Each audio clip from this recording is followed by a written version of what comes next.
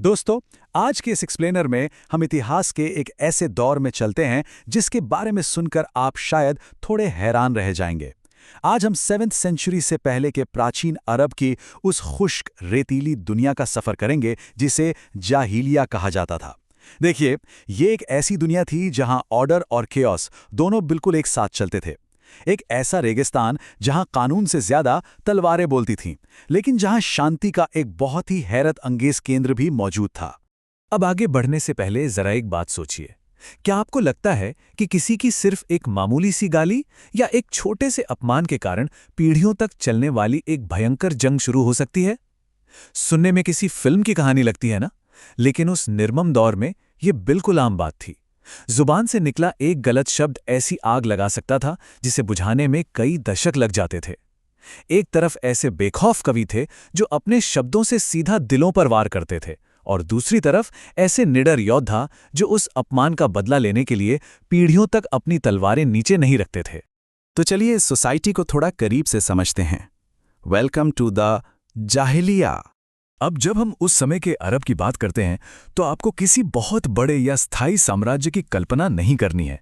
वहां कोई एक सेंट्रल अथॉरिटी नहीं थी। इसकी जगह पूरा समाज सैकड़ों भटकते हुए बेडुइन कबीलों में बटा हुआ था। इनका लाइफस्टाइल बिल्कुल नोमैडिक था। ये लोग अपने परिवार और जानवरों को साथ लेकर टेंट्स में एक जगह से दूसरी जगह सफर करते रहते थे। और देखिए, रेगिस्तान जैसी कठोर और अनफॉरगिविंग जगह में जिंदा रहने के लिए ना आपको ताकतवर होना ही पड़ता है।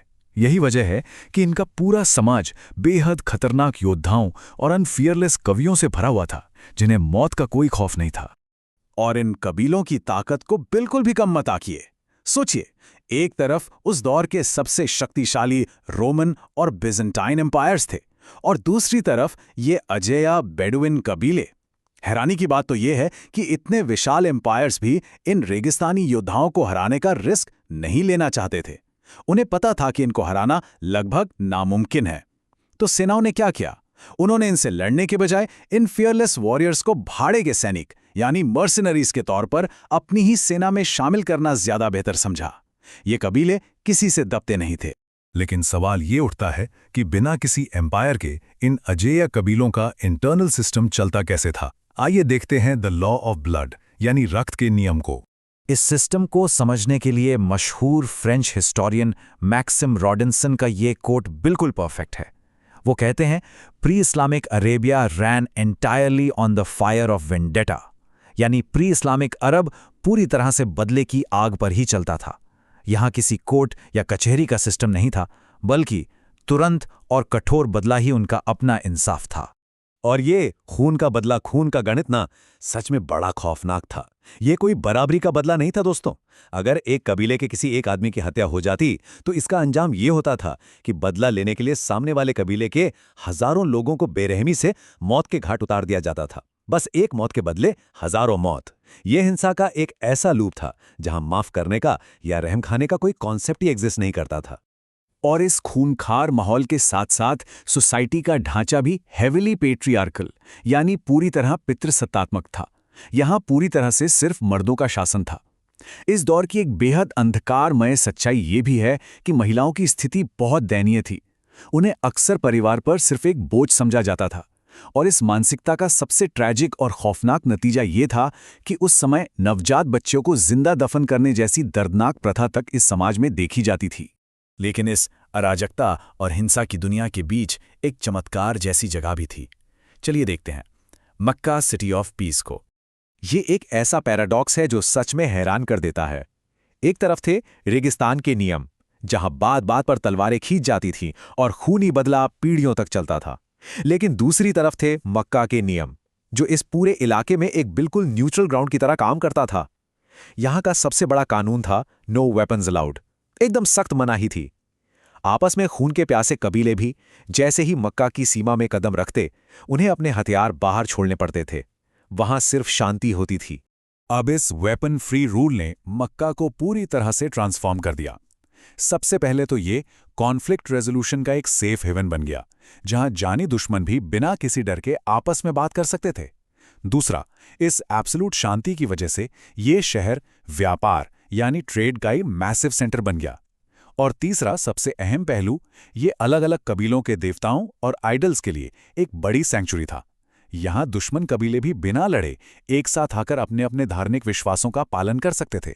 और मक्का के इस पवित्र और सेफ इकोसिस्टम में सबसे ज्यादा पावर और प्रभाव अगर किसी का था तो वो था कुरैश कबीले का। ये कबीला मुख्य रूप से बहुदेववादी था और खास तौर पर हुबल देवी की मूर्ति की पूजा करता था, जिसे उन्होंने ही वहां स्थापित किया था। देखा जाए तो इस सिटी ऑफ पीस की शांति, सैंक्चुरी और इसके अमीर व्यापार पर सबसे मजबूत पकड़ कुरैश कबीले की ही थी। तो आइए थोड़ा पीछे हटकर इस समय के डाइवर्स रिलीजियस लैंडस्केप पर एक नज़र डालते हैं। अगर आप ध्यान से देखें तो प्री इस्लामिक अरब की सोसाइटी किसी एक धर्म या विचार तक सीमित नहीं थी। इसे हम ब्रॉडली 3 हिस्सों में समझ सकते हैं। पहले थे पेगन्स या मूर्ति पूजक, जिनका सबसे बड़ा सेंटर मक्का था और जहां हुबल देवी की पूजा होती थी। दूसरे थे यहूदी या जूइश ट्राइब्स, जो रेड सी के आसपास और यथरिब, जिसे आज हम मदीना कहते हैं, वहां बसे हुए थे। इनका बिजनेस और एग्रीकल्चर दोनों में जबरदस्त दबदबा था। और तीसरे थे क्रिश्चियंस, जो करीब 4th सेंचुरी के आसपास यथरिब आए, जिसके बाद वहां पावर और टेरिटरी कंट्रोल को लेकर आपस में काफी कॉन्फ्लिक्ट्स भी हुए। तो ये पूरा इलाका काफी कॉम्प्लेक्स और विविध था। इस पूरे सफर को अगर हम एक टाइमलाइन में पिरोएं तो पिक्चर एकदम क्लियर हो जाती है। शुरुआत होती है बेडुइन नोमैड्स के डोमिनेंस से, जहां उनके अपने सर्वाइवल और ब्लड रूल्स थे। फिर 4th सेंचुरी आते आते मदीना में क्रिश्चियंस का आगमन होता है, जिसने डायनामिक्स को और चेंज कर दिया। और फिर 7th सेंचुरी के ठीक पहले तक ये पूरा अरेबियन पेनिनसुला अलग अलग ट्राइब्स और धर्मों से मिलकर बना एक बेहद फ्लॉरिशिंग और बस्लिंग ट्रेड हब बन चुका था। आज के इस एक्सप्लेनर को खत्म करते हुए मैं आपके सामने एक बड़ा ही डीपली सोचने वाला सवाल रखना चाहता हूं। जाहिलिया का वो ब्लड फॉर ब्लड और बदले वाला दौर भले ही आज हमारे लिए इतिहास बन गया हो, पर क्या हमारी आज की मॉडर्न सोसाइटी सच में इस मानसिकता से पूरी तरह मुक्त हो चुकी है? क्या ह्यूमैनिटी ने बदले की उस प्राइमल आग को सच में पीछे छोड़ दिया है, या आज भी हम कहीं ना कहीं उसी पुराने सिस्टम का शिकार हैं? इस बारे में जरूर सोचिएगा दोस्तों।